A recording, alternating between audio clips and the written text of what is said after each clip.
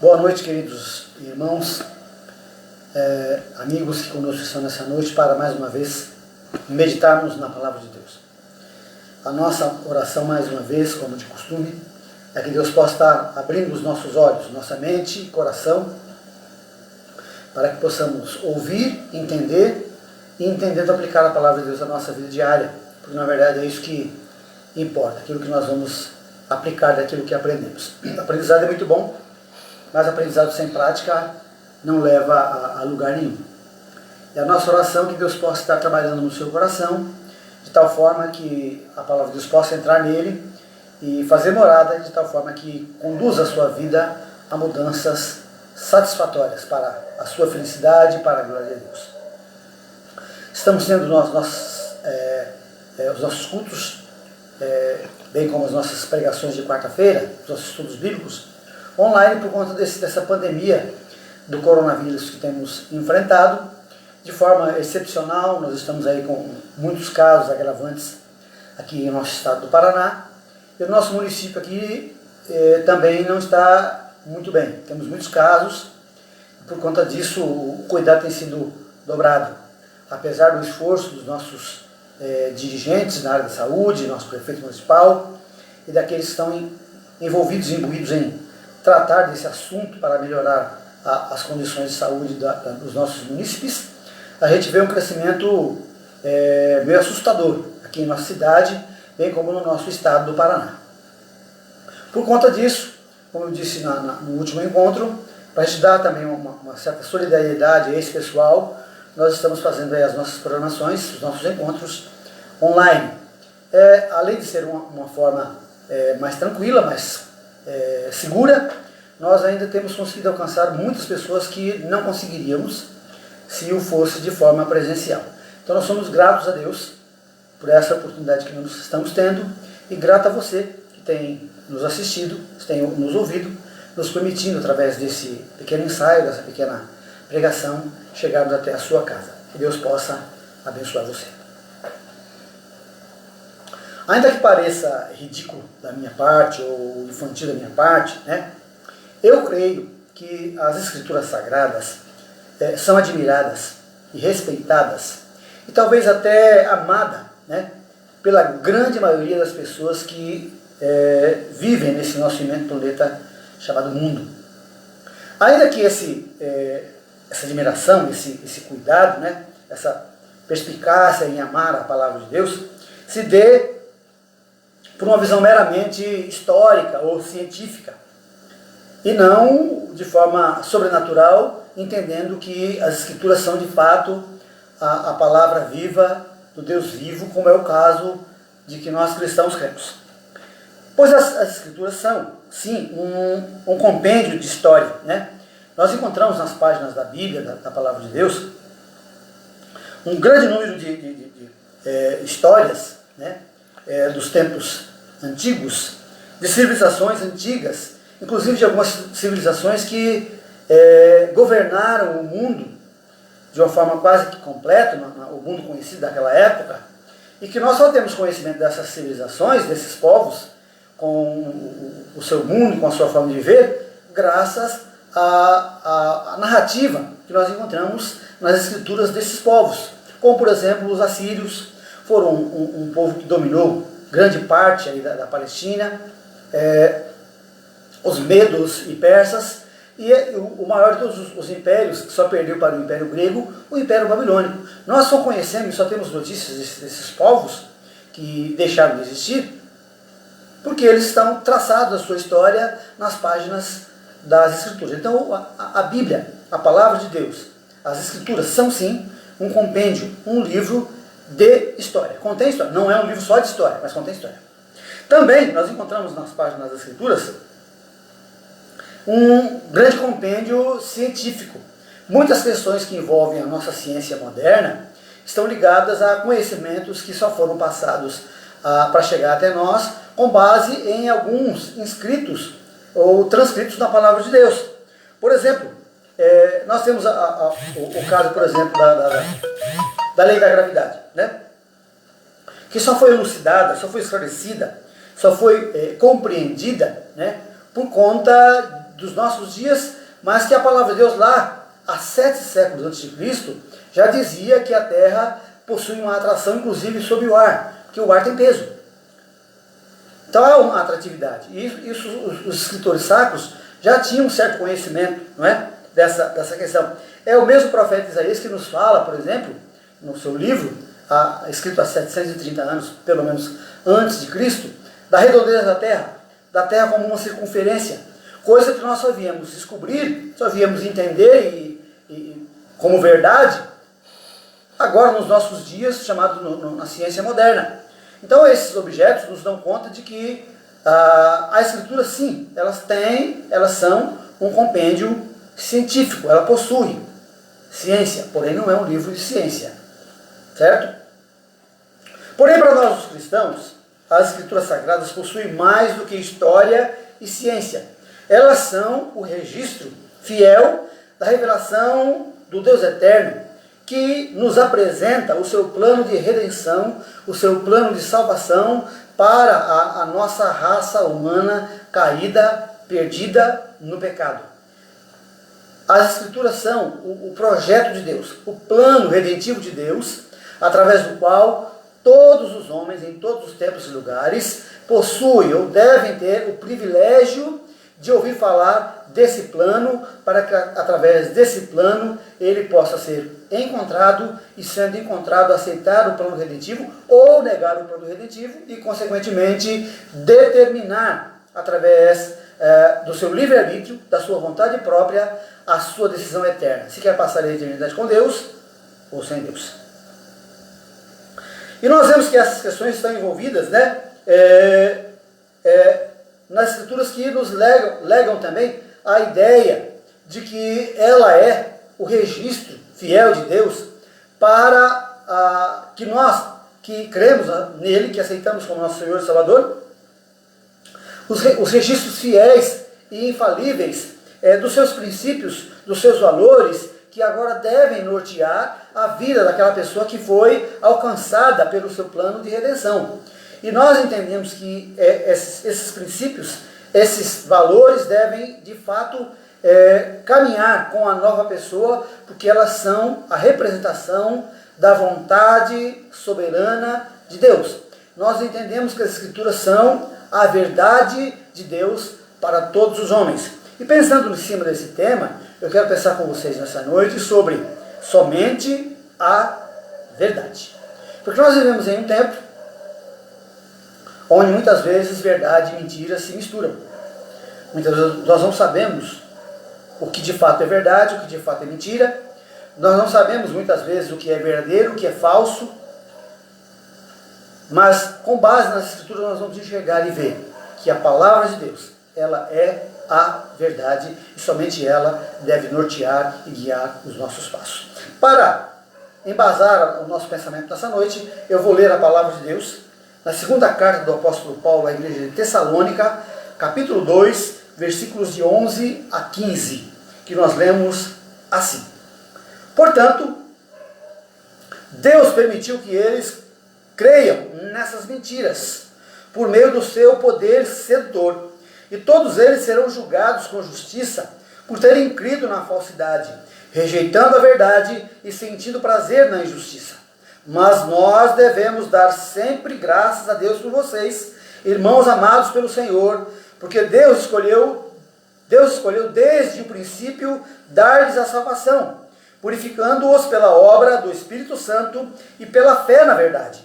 Por nosso intermédio, Ele apresentou o Evangelho a vocês. Por nosso intermédio, Ele os chamou para participarem da glória do nosso Senhor Jesus Cristo. Portanto, irmãos, permaneçam firmes e mantenham-se fortemente seguros na verdade, que nós lhes ensinamos em nossas cartas e durante o tempo que estivemos aí. Vamos orar. Bondoso Deus, lida está a sua palavra. Ela é viva, porque ela é fruto de um Deus vivo.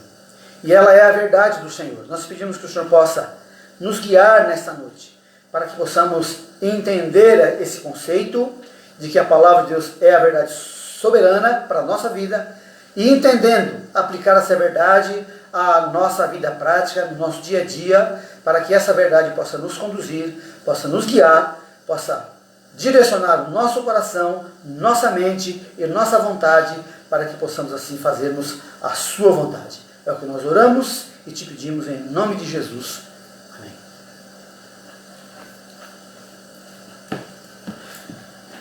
Nesse capítulo da carta, o apóstolo Paulo, ele está fazendo um paralelo entre duas questões vitais para nossa vida humana: a verdade e a mentira. São dois pontos opostos que não se completam. Muito pelo contrário, eles estão sempre caminhando de forma contrária, estão sempre se repelindo, como a escuridão e a luz. Quando um chega, o outro sai. Quando um está, o outro não está. É impossível caminharem juntos mentira e verdade. É impossível estar no mesmo ambiente, luz e escuridão. Quando um chega, o outro sai. Jamais poderão existir em um mesmo local, em um mesmo ambiente, em uma mesma condição. No texto todo desse capítulo, Paulo, o escritor, tem em mente que o diabo, segundo as palavras do próprio Senhor Jesus, em João capítulo 8, versículo 44, é o pai da mentira. Porque Jesus diz que ele sempre foi mentiroso desde o princípio, que ele nunca se firmou na verdade, ele nunca teve como objetivo viver na verdade, mas que desde o princípio ele foi mentiroso. E portanto, nós podemos entender e enxergar que toda mentira procede do inferno, aonde o diabo, por permissão de Deus, governa. O inferno é governado pelo diabo por permissão de Deus. Porque o diabo é um mero servo de Deus para fazer com que as pessoas ouçam o contrário da verdade, porque querem ouvir a mentira e, consequentemente, creiam na mentira e, crendo nessa mentira, acompanhem o seu pai para o lugar de destino deste. Né? E todas as pessoas que de uma forma ou de outra amam, praticam e vivam na mentira, se caracterizam por possuir os valores passageiros, perniciosos e falíveis do pai da mentira. Toda pessoa que se fia, toda pessoa que confia, toda pessoa que caminha pela mentira, ele está apenas e tão somente dando os frutos das características que ele possui daquele que é o seu pai, que é o diabo, que é o mentiroso, que é o pai da mentira. Sendo assim, não podemos nos conformar com uma vida hipócrita, com uma vida mentirosa, mas que a palavra de Deus diz que o cristão deve ter uma vida autêntica, uma vida verdadeira, uma vida guiada, dirigida e governada por princípios e valores verdadeiros. Se é que somos filhos de um Deus verdadeiro, que possui a verdade como base de todos os seus princípios e valores, a nossa vida deve registrar, a nossa vida deve demonstrar na prática a verdade. Outra coisa que Paulo nos informa no texto é que mentiras existem, e existem muitas. O diabo não solta apenas uma mentira, ele trabalha com mentiras. Todas as vezes que nós lemos essa palavra aqui nesse texto, nós vamos ver que está no plural. Porque em várias áreas da vida o inimigo tem semeado mentiras. Porém, quando o apóstolo Paulo usa a palavra verdade, a verdade está no singular. Quando ele fala na verdade, ele também está usando, né, a ideia do Senhor Jesus, em João capítulo 17, versículo 17, de que a verdade é a verdade da palavra de Deus. A palavra de Deus é a verdade absoluta. Ela não é uma verdade, ou uma das verdades. Ela é a verdade. Só ela é capaz de salvar, só ela é capaz de libertar, só ela é capaz de transformar o homem perdido. Só a palavra de Deus. A verdade absoluta de Deus. E a palavra absoluta de Deus, nós podemos sintetizá-la na pessoa do Senhor Jesus Cristo. João capítulo 1, versículo 1, diz que o verbo estava com Deus, no princípio o verbo estava com Deus, o verbo era Deus. E a palavra verbo ali é palavra. E lá no verso 14, do mesmo capítulo 1 de João, João diz, e o verbo se fez carne, e a palavra se fez carne, e habitou entre nós. E todos nós vimos a sua glória, como a glória do Filho unigênito do Pai. Então a verdade que é a palavra, deve e pode ser sintetizado na pessoa do Senhor Jesus Cristo. Só Ele salva, só Ele liberta, só Ele transforma. Por isso é o próprio Cristo, em João capítulo 8, versículo, acho que 34, fala 38, se não me engano. Conhecereis a verdade e a verdade vos libertará. Só a verdade. As Escrituras são o padrão universal da verdade absoluta de Deus no que diz respeito à salvação do homem por meio da fé na graça de Deus. O homem, ele só pode ser salvo em graça. Só que para que a graça de Deus, a oferta gratuita de Deus para a salvação de todos os homens, se efetive na minha vida, na sua vida, na nossa vida, nós precisamos exercer a nossa fé. Nós precisamos aceitar pela fé o plano redentivo de Deus para que ele se efetive na nossa vida. Isso é de forma pessoal. Deus não salva ninguém de forma coletiva. Deus não salva ninguém por forma familiar.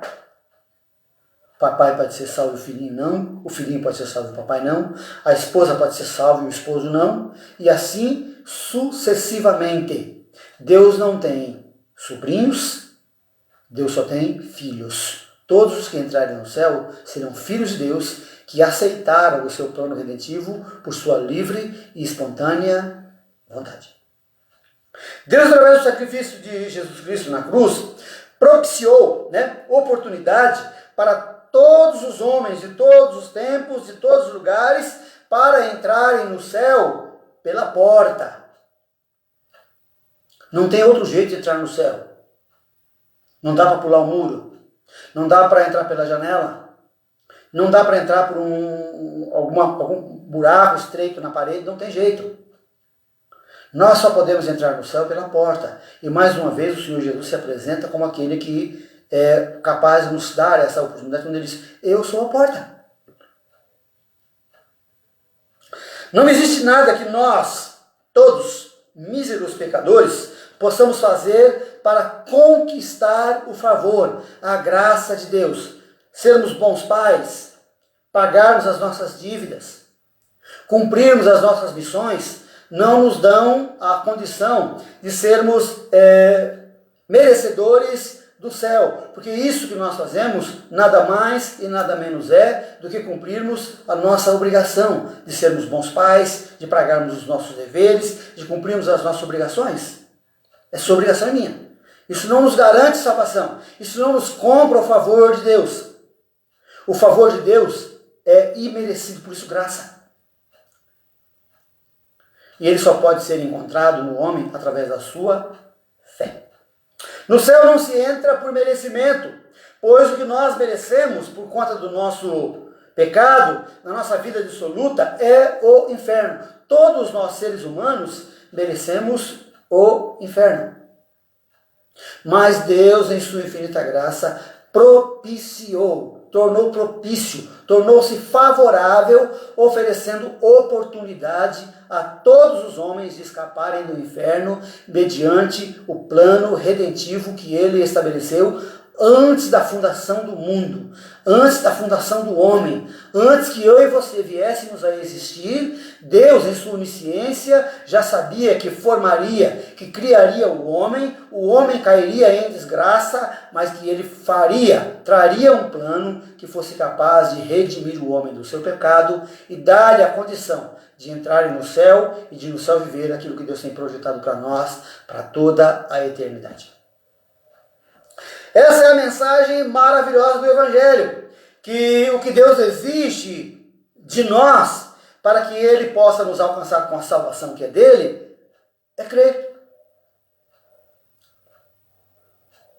Atos capítulo 16, versículo 31, depois de um determinado momento que o apóstolo Paulo e Silas estavam passando ali na cidade de Éfeso, na cidade de Filipos, Nos diz a história, o narrador, Lucas, que é o narrador do livro de Atos, nos diz que o carcereiro daquela prisão, depois de passar por uma certa experiência, perguntou para o apóstolo Paulo: o que é que eu posso, o que é que eu preciso fazer para ser salvo? E o apóstolo Paulo diz: crê no Senhor Jesus Cristo e você será salvo. Gente, crer, qualquer pessoa pode. Rico, pobre, grande, pequeno, feio, bonito, homem, mulher, criança, adulto. A crença está na possibilidade ou na capacidade do homem entender a verdade de Deus e, entendendo essa verdade, aceitá-la como sendo para ele, sendo sua. Isso é crer. E a partir dessa crença, caminhar com ela, norteando a sua vida, né? Todo cristão possui algumas responsabilidades para com essa verdade que ele um dia abraçou em Cristo. A primeira delas é ouvir a verdade. Romanos capítulo 10, versículo 17, o apóstolo Paulo diz que a fé vem pelo ouvir. E ouvir a palavra de Deus. É impossível você crer em algo que você não conhece. É impossível você crer em algo que você não ouviu. É impossível você crer em algo que alguém não te apresentou. E é por isso que a igreja está hoje no mundo com a finalidade de proclamar essa verdade, de que a salvação está disponível a todos os homens. E é por isso que as igrejas evangélicas não medem esforços para fazer campanhas evangelísticas, para falar a tantos quantos possíveis de que é possível o homem ser salvo. Primeiro, levar o homem a entender que ele está perdido, mas que em consequência de estar perdido, de que há uma salvação em Deus, proclamada por Deus, para que todo aquele que crê nessa verdade possa ser alcançado. Esse texto nos informa que a nossa fé, que é a capacidade de crer, confiar nessa verdade, começa por ouvi-la. De uma forma ou de outra, vivemos em um mundo onde todos vivem por fé. Nós, os cristãos, vivemos por nossa fé, crendo que a palavra de Deus é verdade e que, através dessa verdade, nós cremos, por exemplo, que o Deus das Escrituras criou todas as coisas pelo simples fato dele falar. Porque a Bíblia diz que Deus criou todas as coisas pela sua palavra. Tudo que nós conhecemos e aquilo que nós não conhecemos veio à existência nesse universo conhecido e no desconhecido, pura e simplesmente porque Deus quis que existisse. Ele falou e as coisas aconteceram.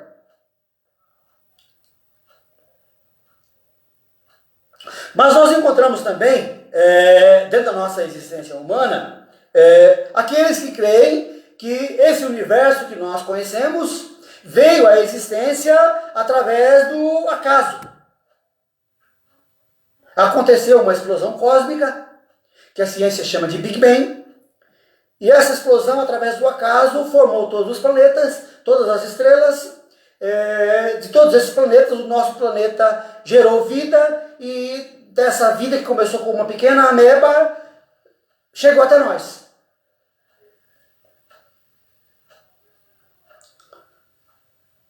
Infelizmente, eu sou obrigado a dizer que para crer nisso, precisa ter mais fé do que para crer na Escritura. Pessoas que acreditam nessa verdade científica têm mais fé do que aqueles que acreditam que tudo que veio a existir pela vontade de Deus. Alguém já disse que seria o mesmo que a gente jogar uma bomba em um monte de livros e esse monte de livros formar uma biblioteca. Se você é capaz de crer nisso, ótimo, continue a sua vida, né? Logo, a diferença entre o cristão e o não cristão não é a presença ou a ausência de fé, pois ambos a possuem. A diferença está no objeto da sua fé. Naquilo que, através da sua fé, ele crê como sendo verdade. O cristão deposita a sua fé na inerrante, infalível e eterna palavra de Deus, padrão da verdade, absoluta do Deus da verdade. A ciência humana, e por isso entendemos como sendo boa, não estamos aqui para dizer que a ciência humana é uma mentira, nós temos muitas coisas dentro da nossa ciência humana que ela é boa, mas por ser ciência humana, ela está fadada à falha, à imperfeição. Nós temos visto durante os nossos anos de vida que algumas afirmações que a ciência fazia no passado, hoje não faz mais, né? Alguns anos atrás se dizia que o ovo é o grande vilão do colesterol do homem. Hoje não é mais. O ovo é um dos alimentos mais saudáveis para a ciência, para o ser humano. Então há essa desvirtuação, porque a verdade do homem não é absoluta.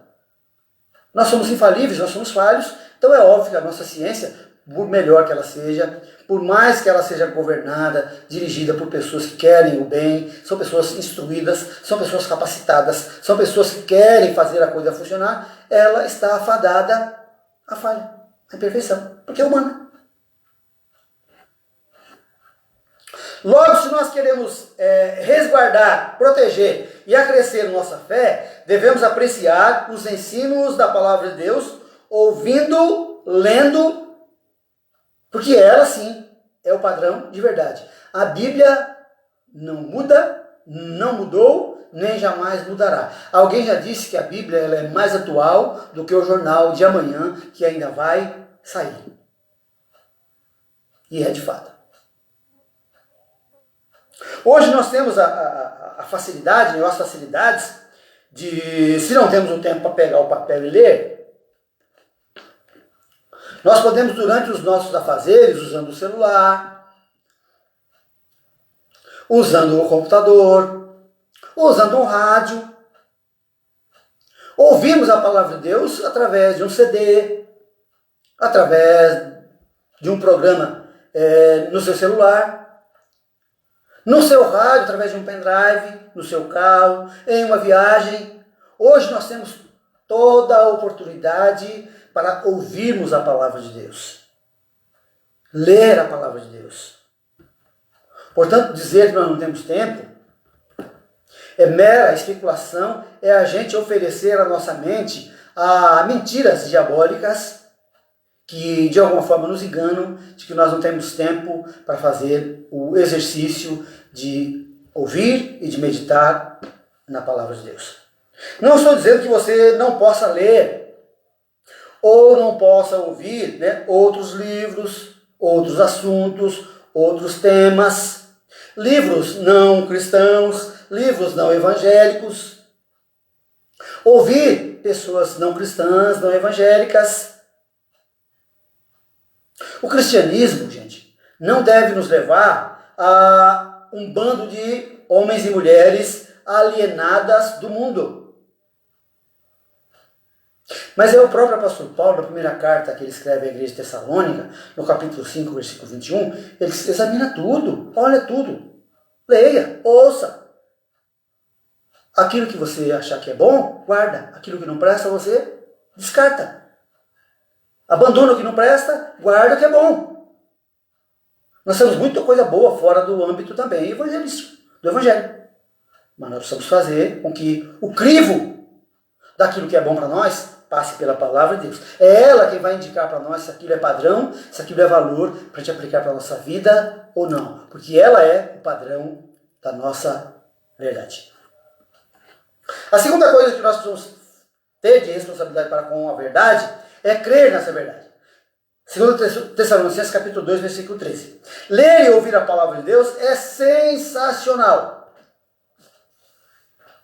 Mas o imprescindível é crer nessa verdade para nossa salvação. Tem muita gente que ouve falar de Jesus, principalmente na época da Páscoa, chora, se entristece, entra num sentimentalismo que dá até pena. Mas não aceita Jesus como Salvador. Não é capaz de crer na verdade. Gente, lágrimas não salva ninguém. Sentimentalismo não salva ninguém. Nós precisamos crer na palavra de Deus como sendo verdade para nós. Quando pecadores creem na verdade de Deus, Deus os salva, não importando que tipo de pecado ele tenha cometido. Para Deus pouco importa se você simplesmente é um filho desobediente ou se você é um criminoso condenado por vários crimes. Para Deus todos os nossos pecados são iguais perante a face dele, porque eles nos afastam dele. É claro, é óbvio, nós vamos olhar pela visão humana, existe diferença de pecado, claro. Você, por ser desobediente ao seu pai, você não vai pegar nem dia de cadeia, certo? Em contrapartida, se você tirar a vida de alguém, você vai ser preso. Então, eu não estou dizendo aqui que não deve haver uma diferenciação para nós. Mas Deus, quando Ele salva o homem, não importa o tamanho do seu pecado. A graça dele é suficiente para restaurar, para transformar e para levar o homem a uma salvação, seja qual for o seu pecado cometido. E Ele o transforma, Ele muda. A experiência dentro dos nossos cárceres tem sido muito grande dentro dessa questão da evangelização dentro das cadeias. Nós, os batistas, fizemos um trabalho primoroso com missionários trabalhando dentro dos presídios, anunciando o evangelho, e muitas pessoas têm sido alcançadas pela graça de Deus. Estão lá cumprindo a sua pena, sabem que merecem a sua pena, mas já têm convicção de que foram alcançados pela graça de Deus e que são uma nova criatura pagando por aquilo que fizeram dentro do nosso contexto humano, mas já foram alcançados pela graça de Deus. O confiar, o crer na verdade de Deus é a nossa parte, nossa responsabilidade diante da graça de Deus, que não vai obrigar ninguém a entrar no céu. Ninguém vai entrar no céu de rodão. Ninguém vai entrar no céu aos empurrões. Ninguém vai entrar no céu por obrigação. Quando estivermos no céu, ninguém vai olhar para você e falar, o que eu estou fazendo aqui? Todos que entrarem no céu entrarão porque creram, porque resolveram crer, porque depositaram a sua fé com base no seu livre-arbítrio, com base na sua vontade, no projeto de Deus, na verdade de Deus, para a sua salvação eterna. Mas condenará ele a todo aquele que de alguma forma não crer nessa verdade. Porque se é a verdade de Deus, o plano de Deus da redenção é baseado naquilo que Jesus Cristo fez na cruz do Calvário para salvar o homem. Se o homem não crê nessa verdade, o que é que Deus pode fazer a não ser condená-lo? Aliás, Deus apenas vai dar o chamegão da nossa condenação. Mas o Senhor Jesus disse que todo aquele que nele não crê já está condenado. A condenação não vai ser Deus que vai dar, mas é a nossa própria descrença em pisarmos, em não valorizarmos o sangue precioso que Ele derramou na cruz do Calvário, é que me leva a uma condenação eterna sem Deus. Tudo que o Deus das Escrituras faz pelo mundo perdido nasce de seu eterno amor. Portanto, não devemos jamais pensar que o seu plano maravilhoso de redenção para a nossa salvação deve ser algo impessoal. Deus é uma pessoa e Deus quer tratar conosco de forma pessoal. Deus conhece cada um de nós. E enviou seu Filho para morrer por cada um de nós. E Ele, em sua onisciência, sabe das nossas decisões antes mesmo que elas venham a acontecer. Sua salvação está arraigada em seu amor. Amor esse provado pela cruz, onde Cristo morreu pelos pecados do mundo. Se não somos capazes de crer, acreditar nessa verdade, nos voltando para fábulas religiosas mentirosas, Ele não pode fazer nada por nós. Nada. A verdade de Deus não pode fazer nada por nós. A terceira coisa que nós podemos fazer, que devemos fazer como responsabilidade, diante da verdade, é guardar essa verdade. 2 Tessalonicenses 2,15. O apóstolo Paulo nos fala de uma rebelião deliberada contra a verdade de Deus, a favor da mentira. Eu particularmente creio que nós já vivemos em nossa sociedade os princípios, ou o princípio dessa rebelião contra a verdade de Deus. Há, de alguma forma, uma ideologia, uma visão de zomba, de escárnio para tudo o que se diz religioso, principalmente quando esse religioso leva para a pessoa de Jesus Cristo.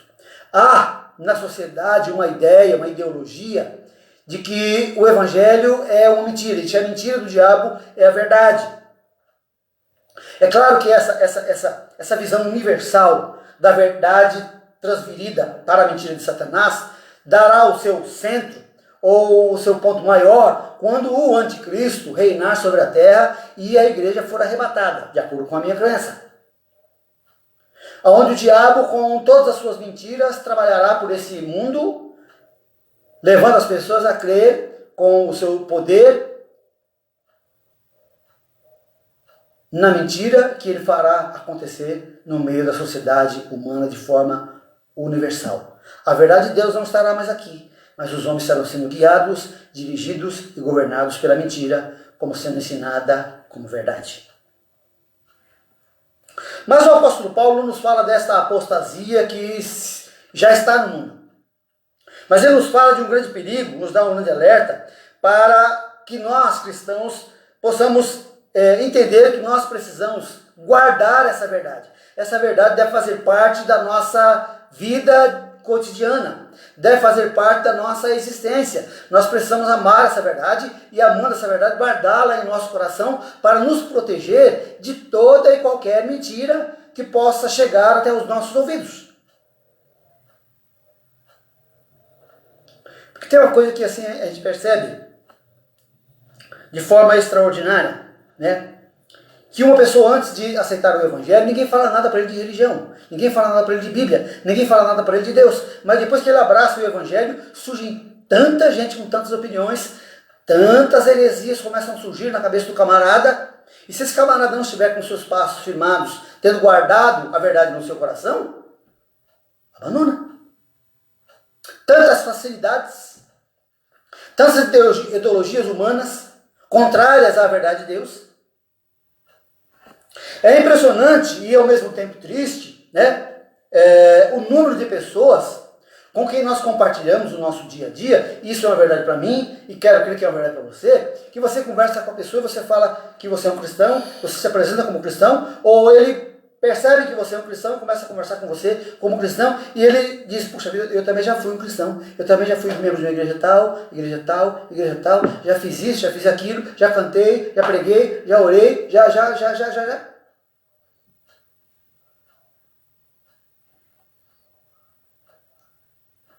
Não é difícil encontrar gente assim. Pessoas que já passaram, ouviram o Evangelho em alguma igreja, e ao ouvirem esse Evangelho, creram nesse Evangelho, mas não foram capazes de guardar essa verdade no seu coração, a ponto de que essa verdade se dissipa. Jesus, na parábola que ele contou do semeador, ele diz que esse é o coração cuja terra é rasa. A semente cai na terra, até começa a dar os seus ramos, mas não tem raiz, porque não tem profundidade. E, em consequência disso, qualquer ventinho leva embora. Por quê? Porque não guardou, não guarda, né? Precisamos aprender a guardar essa verdade, né? Para que práticas condenáveis ao cristão, práticas que não são convenientes ao cristão, não passem a existir na vida do cristão, mesmo dentro da igreja. Porque não tem a verdade guardada no seu coração. Ele volta a certas práticas que deveriam ter abandonado, por um certo tempo até abandonou, mas ele volta a praticá-los, porque ao invés de guardar a verdade no seu coração, ele começa a guardar essas questões que vão fazer com que ele venha a ser um cristão imaturo, um cristão frágil, um cristão pequeno, e muitas vezes até abandonar a sua fé. Há inúmeros textos bíblicos que nos advertem desse perigo. Cada geração de cristão, ou de cristãos, né, ao receber a verdade que lhes é transmitida por outros, deve guardá-la, permanecendo nessa verdade, para que através dele essa verdade possa ser passada para outra geração. Alguém já disse que toda igreja está a um passo da extinção. Se aqueles que fazem parte dela nessa geração não guardar a sua verdade, a próxima geração está fadada à destruição, à extinção, a não existir mais. E isso é verdade. Apesar de ouvirmos essa verdade de homens, ela não foi criada, ela não foi elaborada por homens, ela é a verdade de Deus. Ela é a joia preciosa de Deus para a nossa salvação e para nos guardar de nós mesmos, nos proteger de nós mesmos. Por isso precisamos guardá-la no nosso coração.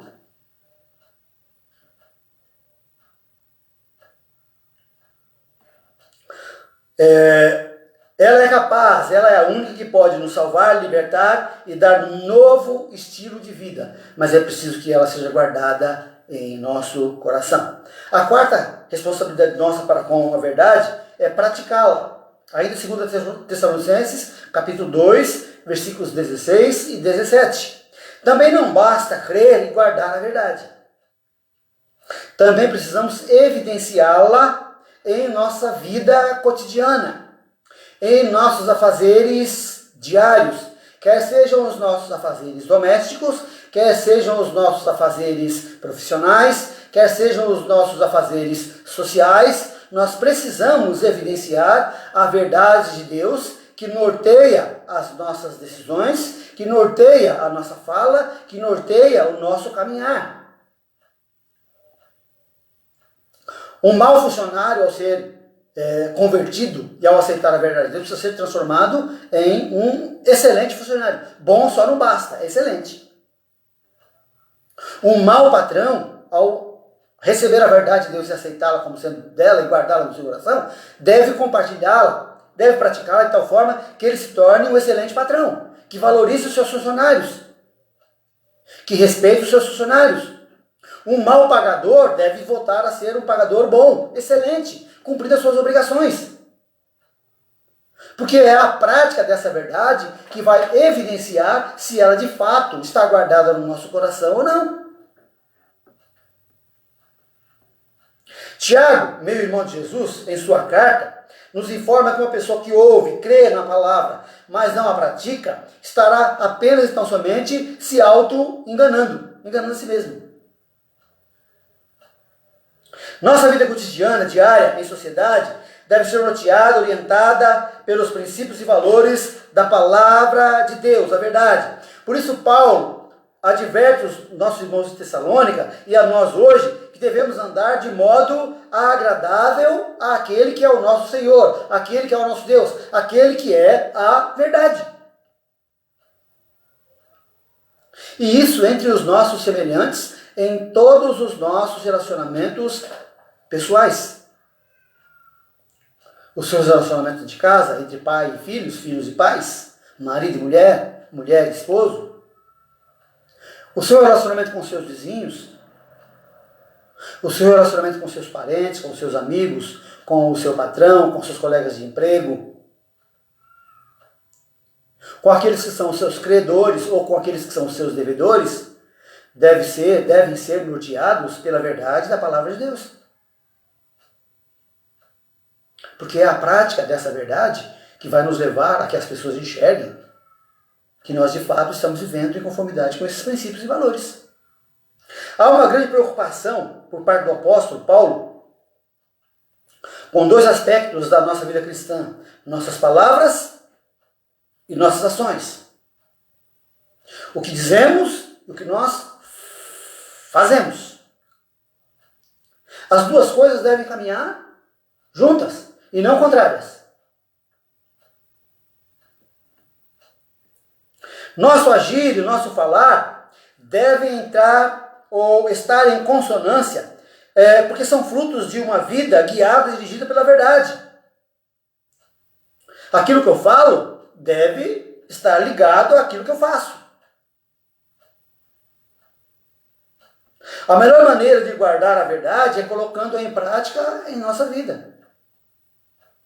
Ouvir, crer, guardar e praticar. E a quinta responsabilidade nossa para com a palavra da verdade, ou com a verdade, está em 2 Tessalonicenses 3:1. É compartilhar essa verdade.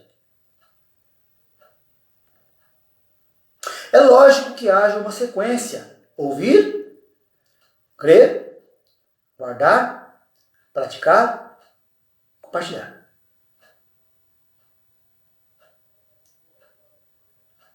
O nosso aprendizado e prática devem andar juntos. Hoje nós estamos aprendendo, amanhã precisamos sermos aplicantes. Hoje nós somos aprendizes, amanhã nós somos ensinadores. Hoje eu estou aprendendo, amanhã eu preciso ensinar. Amanhã eu preciso compartilhar, né? Quando ouvimos e cremos na verdade, ela muda a nossa vida. Guardamos e praticamos a mesma verdade com o objetivo de compartilhá-la com outros, a começar pelos da nossa própria casa. Pelos da nossa própria família. Pelos nossos parentes, amigos, vizinhos. Que ao observar a nossa vida e perceber que há uma mudança boa, vão querer saber o que está acontecendo. Vão querer entender o que aconteceu que fez aquela pessoa mudar e mudar drasticamente para melhor. E é nessa oportunidade que Deus nos concede o privilégio de compartilharmos com aqueles que estão à nossa volta o que aconteceu. Uma das histórias do Senhor Jesus, que em Gadara, a cidade de Gadara, ele encontrou-se com um homem que era endemoniado, estava endemoniado, e ninguém podia chegar perto dele. Ele morava nos sepulcros, escondido nos sepulcros, e quem chegasse, passasse por perto, ele atacava. Era um cemitério abandonado, porque ele tomava conta.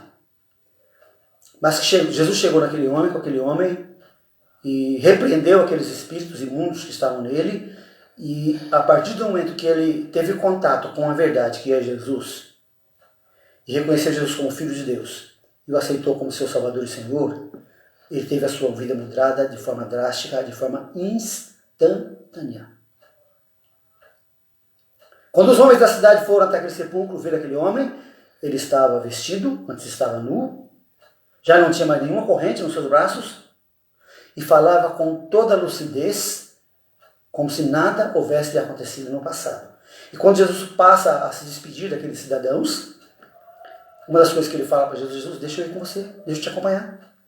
Jesus falou: não, vai para a sua casa e conta para os seus tudo o que o Senhor fez na sua vida. Como é que sucedeu a sua transformação. Todos os que estão à sua volta precisam perceber que você, antes de aceitar Jesus, era uma pessoa. Depois que aceitou Jesus, é outra, melhor.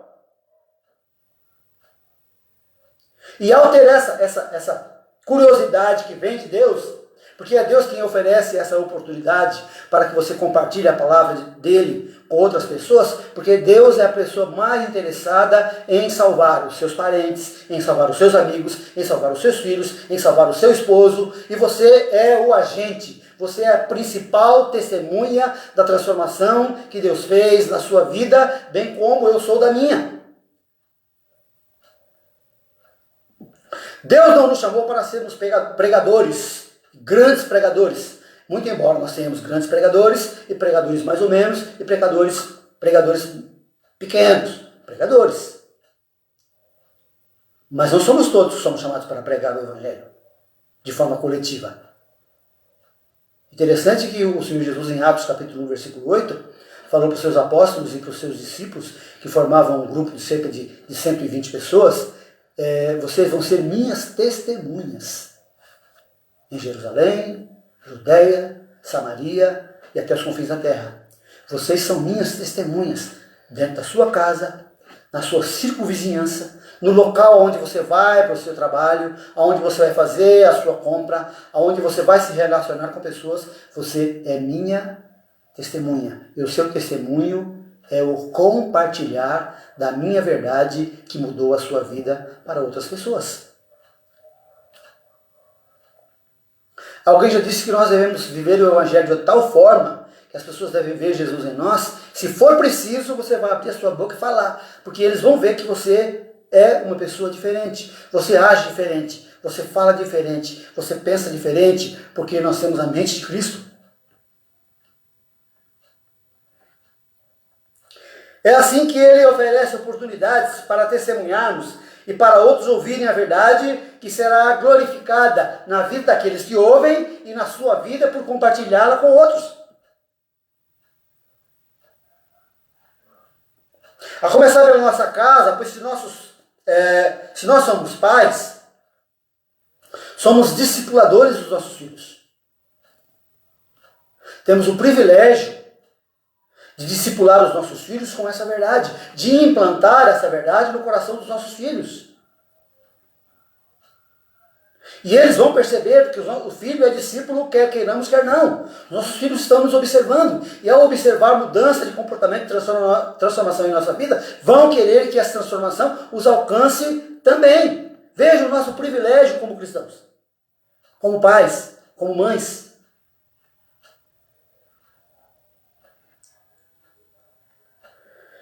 Você já pensou nessa grande responsabilidade e ao mesmo tempo nesse grande privilégio de você ter a verdade de Deus na sua vida para compartilhar com outros, para transformar a vida de outros? Existem muitas pessoas que se aproximam de você e sem você perceber estão te observando e vendo o seu comportamento, e sem você abrir a sua boca, Deus vai providenciar uma forma para que ele ouça a verdade que dirige, que governa a sua vida, para que ela possa também alcançá-lo. E muitas vezes, talvez nós vamos ter muita surpresa no céu, com pessoas que vão chegar lá e vão falar com você, vão falar comigo: eu fui alcançado pelo seu testemunho. Mas eu nunca falei do evangelho para você. Mas o seu testemunho fez com que eu quisesse ouvir essa verdade, porque eu vi essa verdade na sua vida.